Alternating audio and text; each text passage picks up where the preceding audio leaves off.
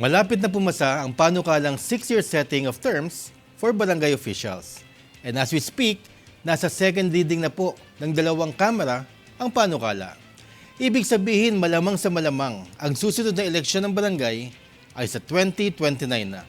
Hello Philippines, I'm Butch Serrano. Welcome to the 4th Estate. Bago ang lahat, alisin muna natin ang mga bumabagabag sa isipan ng marami ukol sa pagpasa ng panukalang ito. Number 1, ang Makalintal case kung saan napabaliktad ng Supreme Court ang hinaing postponement of barangay elections. Hindi na po applicable o naangkop ang kasong ito sa pinag-uusapan sapagkat ang nakahain sa kamera ay setting of terms, hindi na po postponement. Ang Kongreso ay may karapatan na iset ang terms ng barangay officials at yan ang nakita ng Kamara na makakalusot sa Korte Suprema. Iba ang postponement na bawal gawin ng Kamara pero ang setting of terms ay po pwede ayon sa saligang batas. Bagamat ang pinupuntirya talaga din ay ang postponement. Na nakita ng mga mababatas na pwede nilang gawin ito through the setting of 6 terms. Pangalawa, paano may implement iyan kung karamihan ay 3rd term na as kagawad or kapitan? Ayon sa provision section 1, no barangay elective official or member of the Sangguniang Kabataan shall serve for more than 2 consecutive terms in the position. Ibig sabihin, anumang termino ka, back to zero lahat. Extended ka na ng 6 years at pwede ka pa ng 2nd term for another 6 years. Pangatlo, so nasaan na tayo? As we speak, sa ngayon, malamang pinagdidibatihan na yan sa plenary. Ibig sabihin ang mga sponsors ng bill o ang mga authors nito ay magsasalita na kung bakit dapat ito ipasa.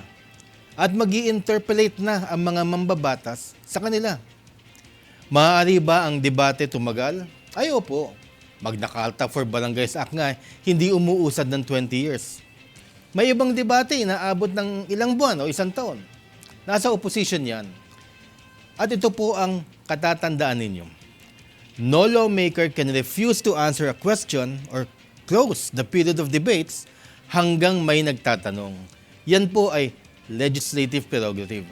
Hanggat may tanong ako, hindi pwedeng itigil ang pag-uusap. Legal po iyan at respeto sa Kamara. Pero dahil na ipangako ni Senate President Chis Escudero na magpapasa sila ng belsyon nila sa Senado kapag pumasa sa House ang panukala, ipapasa nila ito.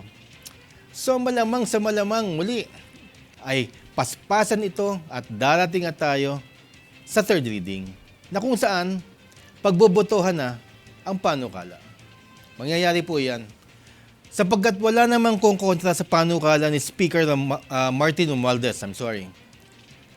Good as pass na iyan sa lower house. At dahil sa pinangako ni Senate President Chis Escudero na magkakaroon sila ng sarili nilang version sa Senado, ay mukhang papasa rin ito. At doon na tayo pupunta sa bicameral conference, kung saan ang dalawang version ay pag-iisahin, magpipirmahan at iaakyat na sa Malacanang. Pipirmahan ba ito ni Pangulong Ferdinand Marcos Jr.? Yung inihain ng kanyang pinsan, ng kanyang anak, ng kanyang kapatid, na panukala na magiging isang malaking puwersa sa darating na local, national at presidential elections? Madaling masagot ang tanong na iyan. Aabot pa ba iyan ngayong 2 linggo na lamang natitira bago mag-filing ng Certificate of Candidacies? Ito tatandaan ninyo, walang imposible sa mga nakaupo. Kaya in the next 2 weeks, last 2 minutes, paglabas ng Republic Act, maraming matutuwa at maraming iiyak. Leksyon po sa ating lahat yan. Huwag ibasta-basta ang barangay election. Yan ang magdidikta ngayon sa buhay natin in the next 12 years.